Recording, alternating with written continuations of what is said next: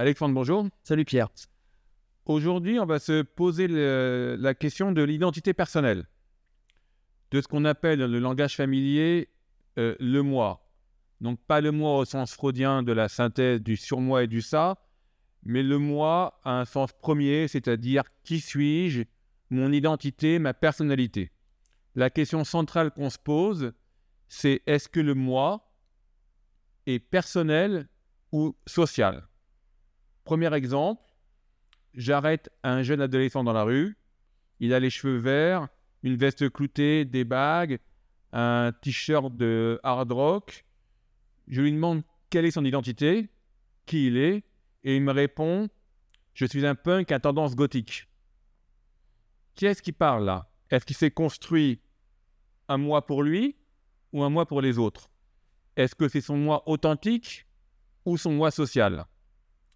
On va essayer de répondre à cette question de manière philosophique. Donc, on va s'interroger sur le moi social, le moi intime, le moi authentique, et on va même peut-être remettre même en cause ce distinguo. Donc, allons-y, l'identité. Et avec ça, je me débrouille. Alors, l'identité. Bon, notre ami jeune peintre, là, on peut dire qu'il a constitué une personnalité qui lui serait propre en s'inspirant de propriétés qu'il a vues chez les autres.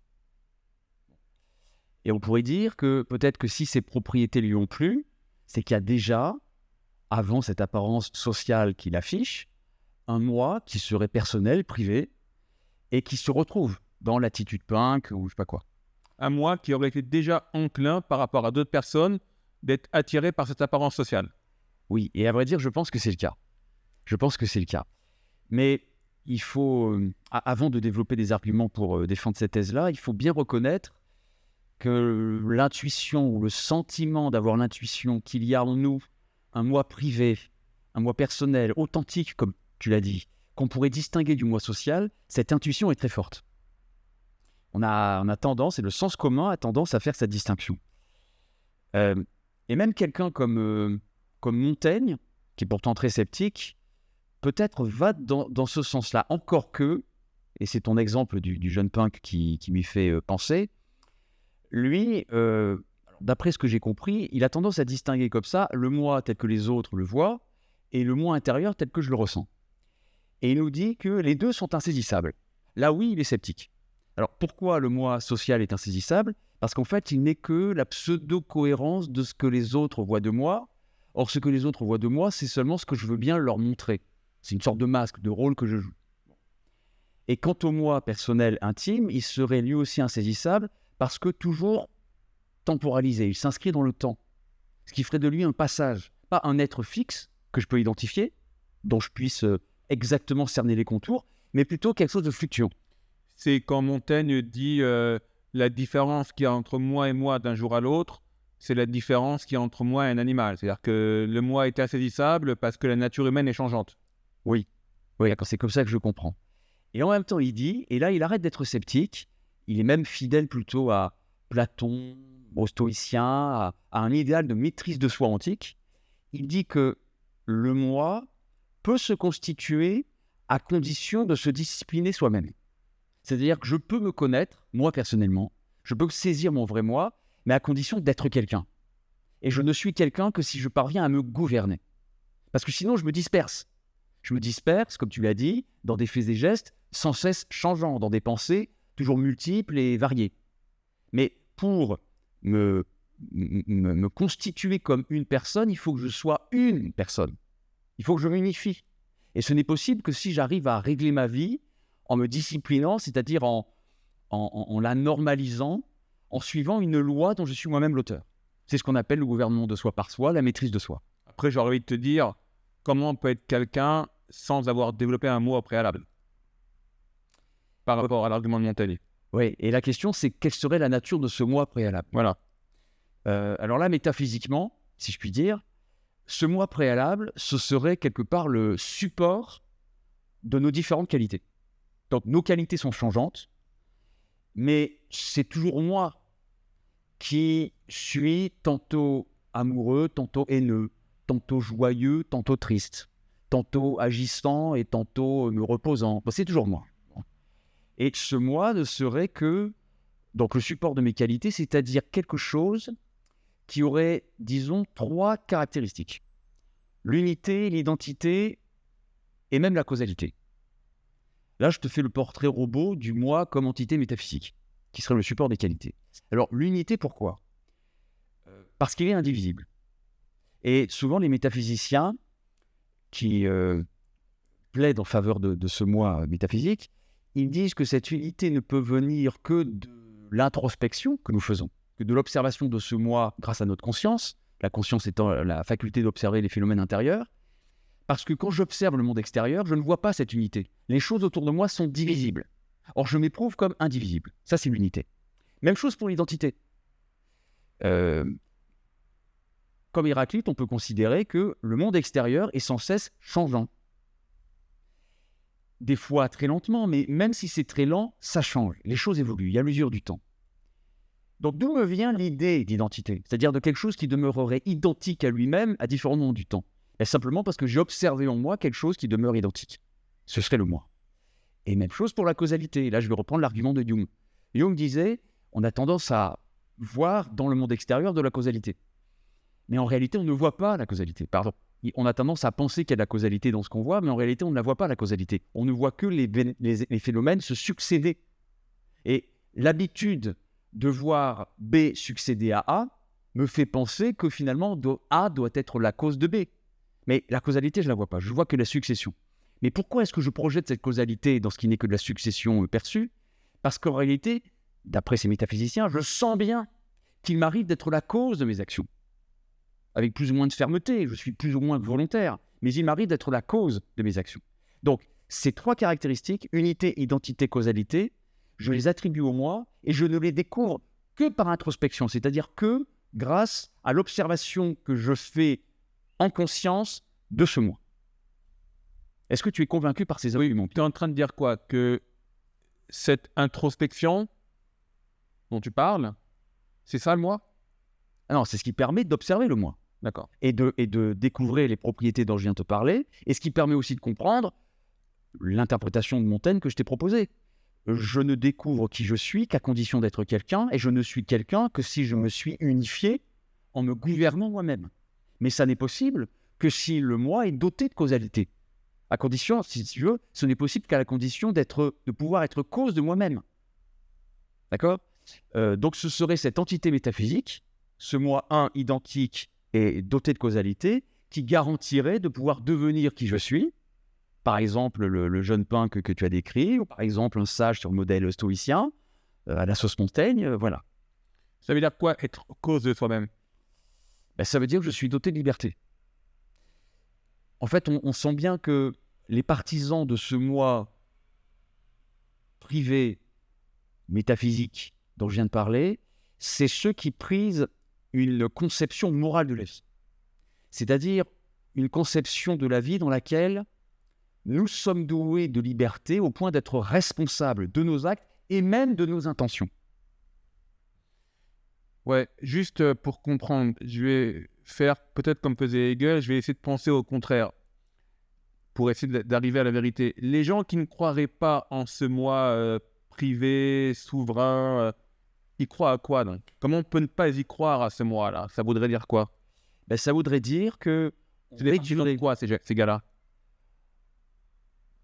Tout se passe comme s'ils réduisaient notre identité à notre identité sociale. Ils pensent que le sentiment d'avoir une identité privée, distincte du moi social, c'est une illusion. Et pour ça, ils ont plusieurs indices. J'ai parlé de Jung tout à l'heure. Jung dit aussi, j'ai beau m'observer moi-même, par introspection, je ne trouve jamais rien qui corresponde à un moi. Quand je m'observe moi-même, je vois différentes perceptions, de chaleur ou de froid, d'amour ou de haine. Mais il n'y a rien qui corresponde à un moi. Je ne vois que des perceptions, mais pas quelque chose qu'on puisse appeler cette identité métaphysique dont j'ai parlé tout à l'heure. Bon, c'est un des indices. Attends, donc les empiristes britanniques sont plutôt défenseurs d'un moi social. En tout cas, Jung. Je ne sais pas s'il va jusqu'à développer ce point, mais en tout cas, il nie Voilà, je n'irai pas jusqu'à dire qu'il va explicitement dire on réduit l'identité personnelle à notre moi social. En revanche, il dit qu'il est faux de prétendre que je peux, en m'examinant moi-même par introspection, découvrir qui je suis vraiment, c'est-à-dire découvrir mon moi personnel que je pourrais distinguer du moi social. Pour lui, ça c'est faux. D'accord. Il y a un autre indice de ceci que, à bon droit, on pourrait réduire notre identité à notre identité sociale. Prenons le cas de une crise d'identité. Quand je me demande qui suis-je, qui je suis vraiment, ce n'est pas dans n'importe quelle situation. Et en général, c'est quand les autres ne me reconnaissent plus. Pour dire les choses autrement, je ne me reconnais plus moi-même quand je m'aperçois que les autres ne me reconnaissent plus. C'est là que je doute de qui je suis vraiment. Donc, tu veux dire que ça n'aurait aucun sens d'avoir une crise d'identité sur l'île déserte, par exemple. Exactement. Ouais, exact. On a besoin des autres. Ouais, d'accord. Ouais. Autre indice, il y a beaucoup de philosophes qui insistent sur ceci, et notamment John Locke. C'est un empiriste anglais du XVIIe siècle. Alors, empiriste différent de Hume, il est assez cartésien. Et il dit que ce qui constitue notre identité personnelle, c'est notre mémoire. Et on a constaté que quand il y a des troubles de la mémoire, il y a souvent un trouble de la personnalité. Or, qu'est-ce que c'est que la mémoire ? Pour l'essentiel, ce n'est pas la mémoire de tout ce que j'ai pensé dans le menu détail. C'est plutôt la mémoire de ce que j'ai fait, c'est-à-dire de ce qui est constatable par les autres. Donc oui, notre identité est constituée par notre mémoire, mais il s'agit surtout de la mémoire de notre moi social, tel que les autres l'ont vu et pourraient en témoigner. Donc là aussi, il y a un indice de plus dans la direction que j'ai indiquée. Autre indice, la déception de qui prétend découvrir qui il est vraiment. C'est toujours décevant, ça apporte pas grand-chose. C'est d'ailleurs ce que suggère le mythe de Narcisse. Tu connais le mythe de Narcisse ? Dans les Métamorphoses, Ovide raconte ce mythe. Donc tu connais l'histoire. Narcisse se penche sur une source et il croit voir quelque chose. Enfin, il aperçoit quelque chose qui le fascine. Et il éprouve une émotion très vive, quelque chose comme un coup de foudre. Il tombe amoureux de ce qu'il a vu. Et là, Ovide fait quelque chose d'assez remarquable quand il écrit les Métamorphoses. Il arrête de parler au lecteur, tout en continuant de le faire, pour interpeller Narcisse lui-même. Et il lui dit, mais mon pauvre garçon, est-ce que tu réalises ce que tu es en train de faire ? Est-ce que tu es en train de penser ? Est-ce que tu es en train d'expérimenter ? Ce que tu crois avoir vu et dont tu es tombé amoureux, là, avec ton cœur qui palpite, mais ce n'est jamais que l'image de toi-même.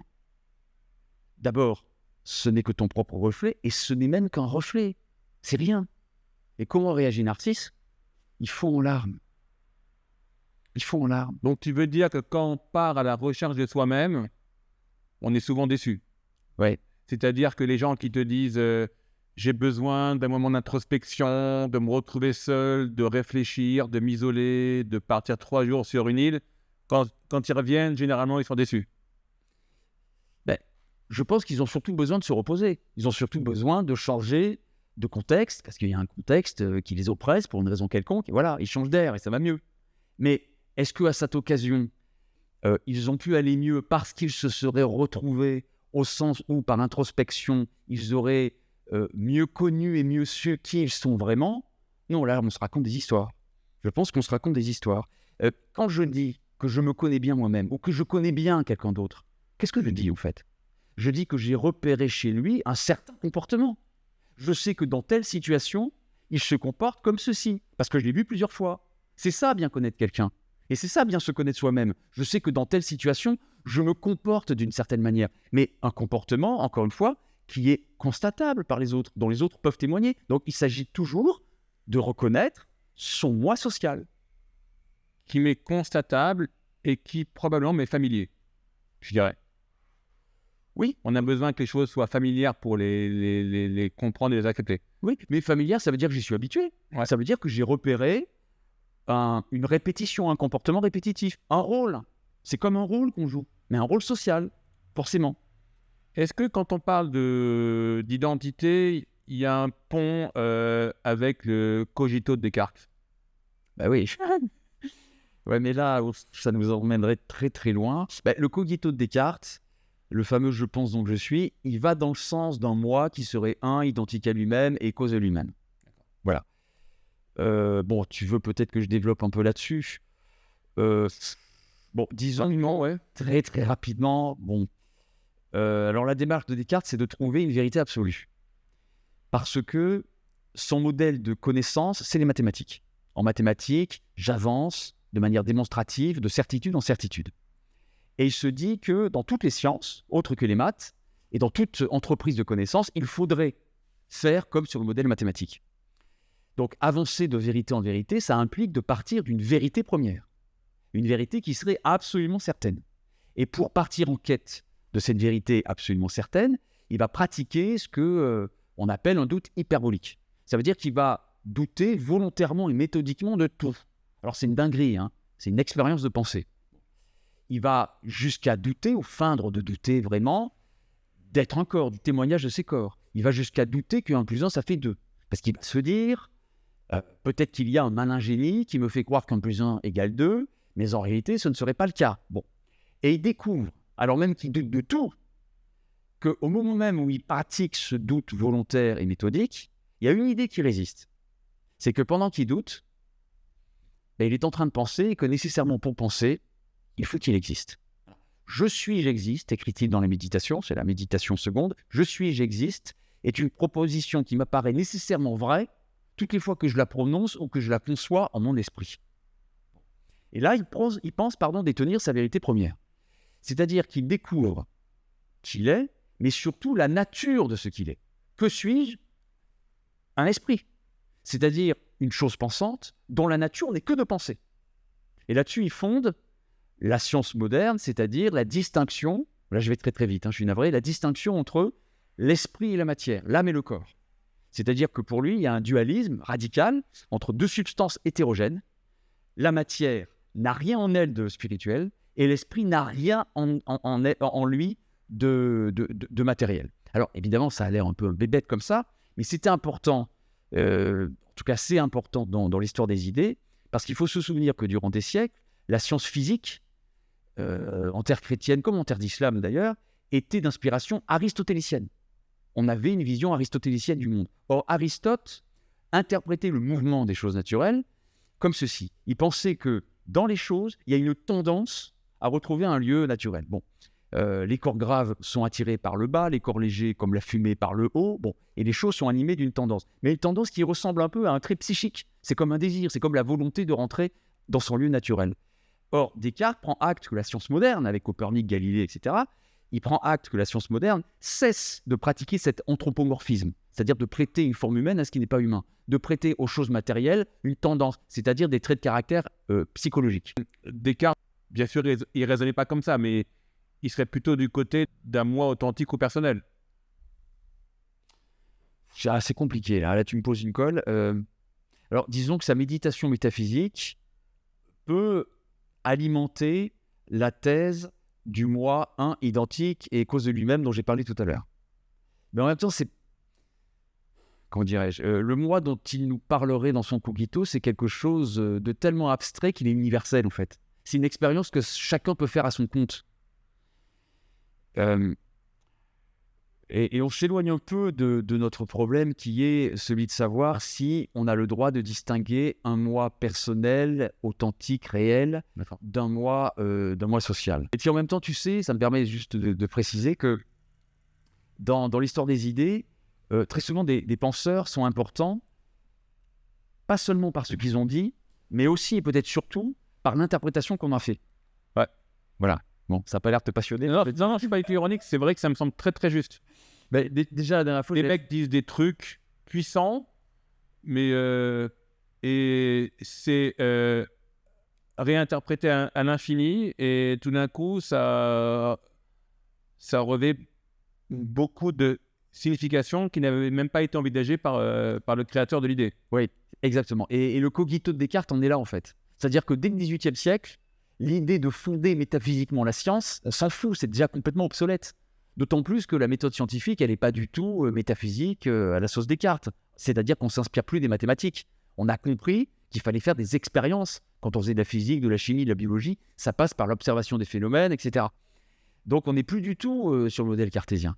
Mais on se met à réinterpréter le cogito, non pas comme étant ce qui permet de fonder la science et de la légitimer, mais plutôt comme étant ce qui nous permet de distinguer le sujet de l'objet.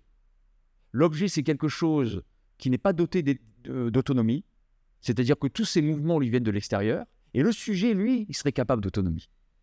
Mais ça, ce n'est pas vraiment Descartes, c'est plutôt Descartes tel qu'il est réinterprété à partir du XVIIIe siècle. Toutes les philosophies de la conscience, toutes les philosophies du sujet, s'appuient pas tant sur Descartes que sur l'interprétation du cogito qui vient après. Ok, revenons à notre sujet initial.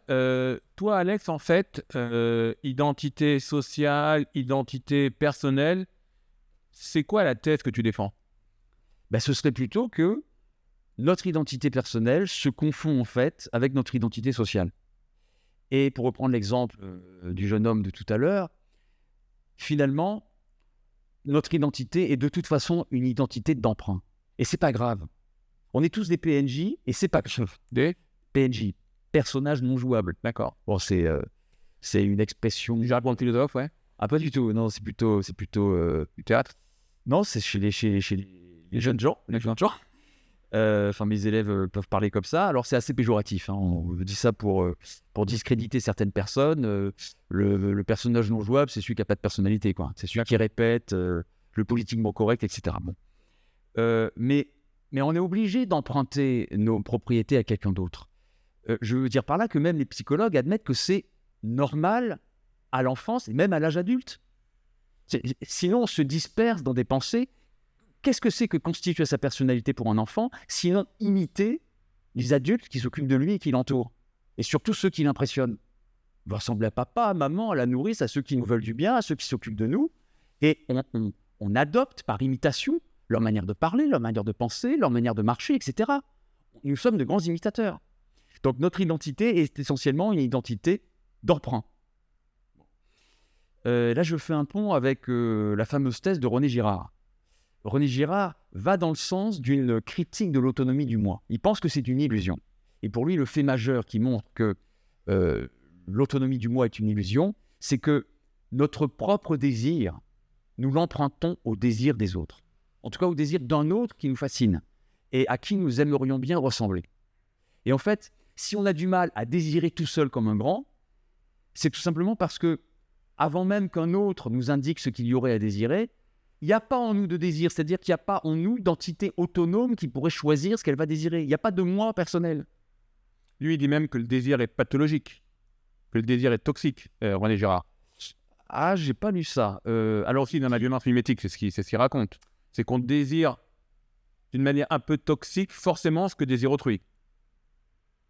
Et donc peut-être qu'on s'éloigne, vas-y, reviens sur ton... Non, pas tellement, mais c'est intéressant. Alors, comment interpréter cette toxicité ? Alors, pour décrire en gros le mécanisme du désir d'après Girard, on pourrait croire que quand je suis en train de désirer quelque chose, le modèle est double. Il y a moi en tant que sujet désirant, et puis un objet ou un être qui est l'objet ou l'être désiré. Et il me suffit de désirer pour que le désir s'accomplisse. Mais en réalité, il est toujours triple, le mécanisme du désir. Il est triangulaire, il est mimétique. C'est en imitant le désir d'un autre que je me mets à désirer, mais pas de n'importe quel autre. De celui qui me fascine, de celui qui a l'air d'avoir une vie meilleure que la mienne. Ça veut dire qu'au cœur d'un désir d'avoir, il y a toujours un désir d'être, en fait. Toujours. On a un peu trop tendance à distinguer l'être et l'avoir. L'avoir, c'est superficiel, c'est inauthentique. L'être, là, on est dans le vrai. Et on fait comme si voilà, les désirs de consommation et les désirs d'appropriation ne seraient pas de l'ordre de l'être, mais de l'avoir. Mais d'après Girard, non. Au fond d'un désir d'avoir, il y a toujours un désir d'être. Alors un être dont on a le droit de se moquer, qu'on a le droit de dénigrer, hein, bon. Mais il s'agit toujours d'avoir le sentiment d'être, c'est-à-dire d'être quelqu'un. On sait quand même que le désir d'avoir est souvent, malheureusement, un désir de statut social, donc d'être. Oui, ouais. Et d'être quelqu'un. Ce que les publicitaires ont très bien compris. Pourquoi est-ce qu'on demande à des vedettes, des gens dont on imagine qu'ils ont un style de vie enviable, ils jouissent d'une aisance matérielle, d'un maximum de reconnaissance sociale, etc. Ce sont des gens auxquels on aimerait bien ressembler, qu'ils soient sportifs, acteurs, j'en sais rien, et puis on les voit bouffer un yaourt. On se doute bien que le yaourt, ils s'en foutent un peu. Mais bon, qu'est-ce qu'on voit ? On voit quelqu'un, admirable à nos yeux, très prestigieux, se mettre à désirer un objet. Et ce simple fait de voir que quelqu'un que j'admire désire un objet rend à mes yeux cet objet désirable. Oui, j'ai alors le désir de le consommer. Et c'est quelqu'un dont on convoite un peu la vie aussi. Oui. Et beaucoup de gens ont besoin de sentir que leur compagnon est désiré par d'autres pour qu'il soit désirable à ses yeux. Bon, mais c'est pas grave. Donc, Girard, avec sa thèse sur le désir mimétique, là, il dit donc qu'il n'y a finalement qu'un moi social. Donc, lui, il serait plutôt dans ce camp-là. Pour revenir à notre truc, ouais. Oui, il n'y a pas de moi autonome. La preuve, c'est que même le désir, et on croit Spinoza, le désir, c'est l'essence de l'homme. Bon, je vais un peu vite, mais bon, qu'importe. Le désir nous vient d'un autre. C'est toujours par l'intermédiaire d'un modèle que je me mets à désirer. D'ailleurs, je repense à la toxicité dont tu as parlé tout à l'heure. Peut-être que tu songeais à ceci. Et c'est là que ça devient très intéressant, Girard. C'est que celui que je choisis comme modèle, une fois qu'il inspire mon désir, il devient en même temps mon rival. Parce que si c'est son désir qui m'indique ce qu'il y a à désirer, mais du coup, on est deux à désirer la même chose. Ouais. Donc celui qui est mon modèle devient en même temps mon rival, et c'est là qu'il y a du conflit dans l'air. Et je crois qu'il dit que c'est probablement plus compliqué que ça, que ce problème se résout en trouvant un bouc émissaire. Et bon, c'est une autre histoire. Fait quelque chose de ce goût-là quand la rivalité, quand la jalousie, quand le désir devient trop fort. Ok, ouais, mais on va pas parler de Girard aujourd'hui. Non. Et du côté du moi social, là, je fais une passerelle. Il n'y aurait pas quelque chose aussi un petit peu peut-être à regarder du côté du marxisme ou du penser qu'on est des créatures sociales, l'importance de la société. Est-ce que quand on est un peu d'inspiration marxiste, on pourrait penser que le moi social est beaucoup plus important que le moi individuel, ou je fais fausse route? Bah, tu dois vouloir voir ce que je veux dire, non? Oui, alors là, j'avoue ne pas être très à l'aise. Parce qu'il y a aussi une part individualiste chez Marx. Je veux dire, il accuse la société capitaliste d'être aliénante parce qu'il aspire à une libération, et une libération individuelle, quoi. Il faudrait que chacun puisse accomplir tout ce qu'il a en lui de talent potentiel, à condition de ne pas être livré à un travail exploité et aliéné. Bon. Donc il aspire, je pense, utopiquement, mais à une libération de l'individu. Et en même temps, il insiste évidemment sur le caractère socialisé de notre être, toujours dans l'horizon d'une lutte des classes, et par conséquent, alors je ne sais pas si Marx lui-même voyait notre sensibilité esthétique comme cela, mais je te connais un peu et je sais que tu aimes bien certaines formules de Bourdieu. Tu sais que Bourdieu aimait bien à dire que notre goût, c'est toujours en même temps le dégoût du goût des autres. Ouais. Bon. Et de ce point de vue-là, et voilà, c'est un Bourdieu qui est ici d'inspiration marxiste quand même. De ce point de vue-là, oui, c'est-à-dire que nos goûts, c'est-à-dire ce qui est censé être le plus intime, le plus représentatif de notre moi authentique, est en fait socialement constitué et se constitue, oui, sur fond de lutte des classes, quoi. Hein. Je veux dire, j'appartiens à un rang N et j'ai comme une peur panique d'être assimilé au rang N-1. Et ce qui détermine essentiellement mes goûts, mais aussi bien ma sensibilité morale et politique, c'est surtout le dégoût de ce que je crois ou ce que je pense être la sensibilité politique du niveau inférieur. Voilà. Ouais, voilà. Mon intuition, c'est que quand on croit plus au moi social qu'au moi authentique, si ce distinguo fait sens, on est plutôt du côté de Bourdieu et de Marx. C'est un peu ce que je voulais dire. Bon, d'accord. De ce point de vue-là, oui. Bon. Alors, pour revenir à cette idée d'identité d'emprunt, on pourrait distinguer deux types d'emprunts selon le type de tuteur auquel on va emprunter. Si le modèle de tuteur, il est parental ou amical, ça veut dire qu'on nourrit à son endroit une haute estime et le sentiment d'être quelqu'un est constitué par la relation que j'ai avec un autre. Autrement dit, je m'assure de mon identité quand je dis non pas je suis ton mari, mais plutôt tu es ma femme, tu es mon ami. D'accord ? C'est le toi qui va donner sa consistance au jeu. Alors, ceux qui, seraient un peu chagrins ici en se disant mais quand même, lorsque le tuteur est un ami, que vient faire l'amitié ici ? L'amitié, c'est quelque chose de plus pur que ça. L'amitié, c'est quelque chose comme une affinité élective. C'est deux âmes sœurs qui se reconnaissent et qui s'assemblent parce qu'elles se ressemblent. Mais à bien observer les choses, même dans l'amitié, il y a toujours l'un des deux, ou peut-être que c'est réciproque, mais en tout cas, il y en a un des deux qui est surjugé par l'autre. Qui se ressemble n'a pas vraiment vocation à s'assembler en vrai. Je ne sais pas si tu l'as remarqué. Quand vraiment tu as beaucoup de points communs avec quelqu'un, ben c'est presque fade. Tu as l'impression d'être avec ton clown.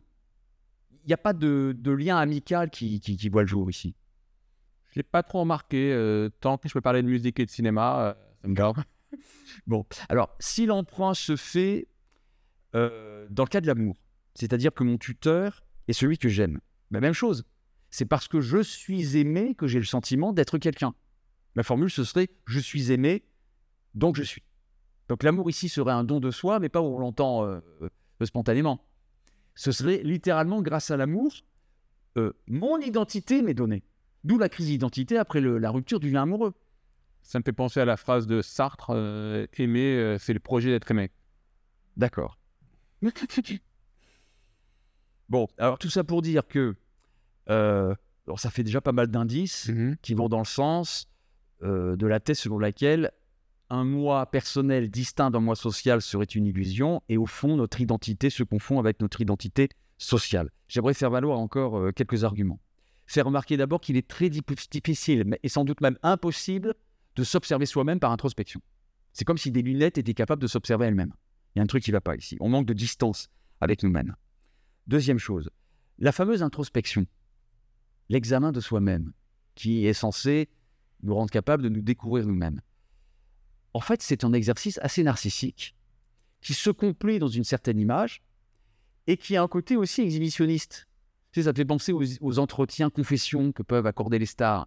Allez, je vais tomber les masques, je vais vous parler en vérité. Ouais, bien sûr. Mais bon, je dresse un certain visage, très favorable, et en fait, je fais étalage de ma vie. Tout en étant dans le déni de le faire. Ce qui est très irritant comme exercice. Si tu t'aperçois du caractère et narcissique et exhibitionniste de ce genre d'exercice, tu es irrité.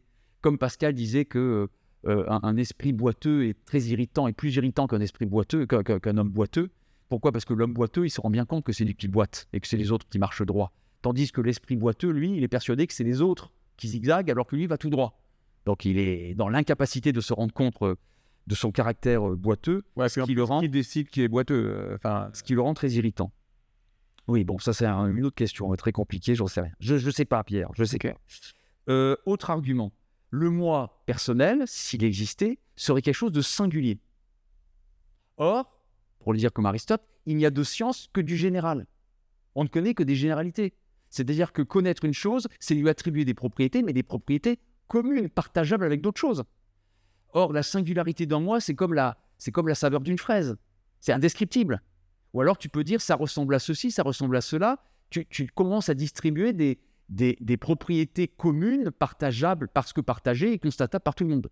Mais ce qui fait l'unicité d'un moi intime, c'est de l'ordre de l'inconnaissable. Et je ferai aussi valoir deux choses, pour terminer.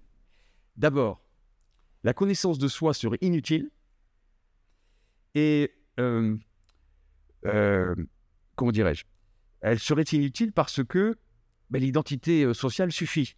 Et ce serait même inhibiteur que tu connais soi-même. Molière n'a pas besoin de savoir qui il est pour faire du bon Molière. Tu vois, l'exercice de la vie n'a pas besoin d'être conscient de qui on est au sens intime du terme. Ça n'a pas de sens. C'est comme faire de la bicyclette en essayant de comprendre comment le cyclisme, c'est-à-dire comment le fait de conserver l'équilibre en faisant du vélo est possible. Tu vas te casser la figure. D'accord ? Le temps de l'action, c'est un temps d'inconscience. Ouais, ou on pourrait dire qu'on a vraiment, vraiment besoin de se connaître, c'est que ça va mal, quoi. Oui, c'est que ça va mal. Et ça va mal surtout parce que les autres ne nous reconnaissent plus, en fait, en général. Parce qu'il y a rupture amoureuse, parce qu'il y a rupture amicale, parce que notre entourage ne nous reconnaît plus. Et c'est là qu'il y a une crise d'identité. Bon. Donc c'est inutile, c'est inhibiteur, ça n'est en rien utile pour l'accomplissement de soi. Et tout ça pour dire que la fameuse maxime qu'on prête à Socrate, Socrate ne fait que répéter ce qu'il a lu sur le fronton du temple de Delphes. Connais-toi toi-même. Et qu'il interprète lui en un sens très religieux, c'est-à-dire sache que tu es mortel, ne te prends pas pour un dieu. Bon. Et écoute gentiment l'oracle d'Apollon. Ça veut dire plutôt ça pour Socrate. Or, nous, on l'interprète comme étant un encouragement à l'introspection psychique, etc. Bon. je dirais que celui qui s'examine trop a du mal à se connaître et qu'à la limite, moins on se connaît, mieux on se porte. Parce que celui qui s'écoute trop, qui se regarde trop, c'est celui qui est paumé, c'est celui qui est en crise. Et en général, il en est là parce que c'est son moi social qui a craqué et qui cause comme ça une crise d'identité, un mal-être. Bon, que rien qui serait de l'ordre d'une connaissance de soi par introspection pourrait résoudre. Ok, Voilà, monsieur Pierre. ok, donc on est des créatures sociales. Ok, c'est ça, oui. Merci. Définitivement, oui. Merci, je t'en prie.